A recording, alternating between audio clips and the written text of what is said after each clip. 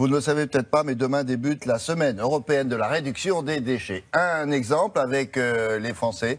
En moyenne, eh bien, nous produisons 390 kilos de déchets par personne et par an. C'est une moyenne, hein. Alors, comment réduire ce volume pour préserver la planète? Un exemple.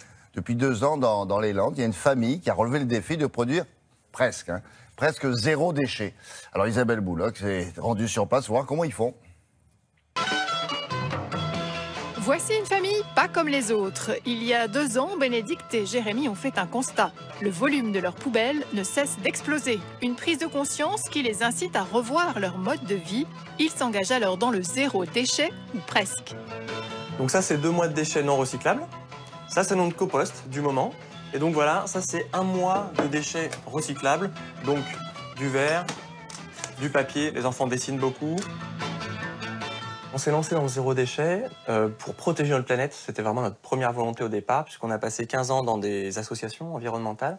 Et on a constaté le fléau des déchets et du plastique dans notre environnement. Et on voulait être cohérent avec ce qu'on racontait et le fait de ne plus avoir de poubelle. On évite tous les emballages classiques, plastique, aluminium, etc. Simplement en relocalisant nos achats et avec des emballages, des contenants qui sont à nous. On a des sacs à vrac en tissu, on a des bocaux, on a des boîtes en verre.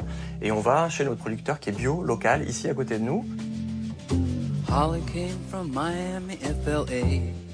Et après l'alimentation, on s'est attaqué aussi aux cosmétiques et aux produits d'entretien. Donc on a décidé de fabriquer nous-mêmes nos produits cosmétiques, comme ça on s'évite tous les emballages qui existent. On fabrique notre liquide vaisselle, on fabrique notre poudre lave-vaisselle, voilà, avec des bases qui sont très simples, le vinaigre, le bicarbonate, les savons noirs ou le savon de Marseille, des huiles essentielles. 1, 2, 3, 4, 5, stop! C'est pas toxique. Et puis on fait des économies assez incroyables, puisque nous on a calculé que la première année, en passant au 0 déchet, on a réduit notre budget de 20%. Et finalement, ça prend pas beaucoup de temps de faire tout ça. Un Français moyen, il consomme 390 kilos de déchets annuels, ce qui est absolument énorme. Nous, la première année, on a réussi à réduire à 25 kilos à l'année pour une famille de 4. Et là, cette année, je crois qu'on est environ à 5 kilos. Voilà ce qui compose 2 mois de déchets de notre famille. Donc c'est tout ce qu'on n'a pas pu éviter parce que, voilà, des petits... par exemple, ce qui se retrouve sur le fromage. Voilà, les bâtons de sucette. Voilà, des petites choses comme ça qui viennent dans notre quotidien alors qu'on n'en avait pas forcément besoin. On a fait le choix d'arrêter d'acheter des vêtements neufs. On a décidé d'aller dans les vides-greniers ou de passer par des réseaux sociaux locaux pour faire de l'échange, du troc ou de l'achat d'occasion.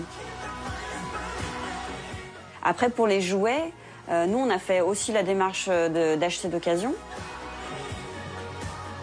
On s'est rendu compte aussi que plus on a une grande maison et plus on est dépendant de cette maison, on a plus de frais, plus de ménage et du coup on a choisi d'emménager dans un mobil-home qui fait là actuellement 35 mètres carrés.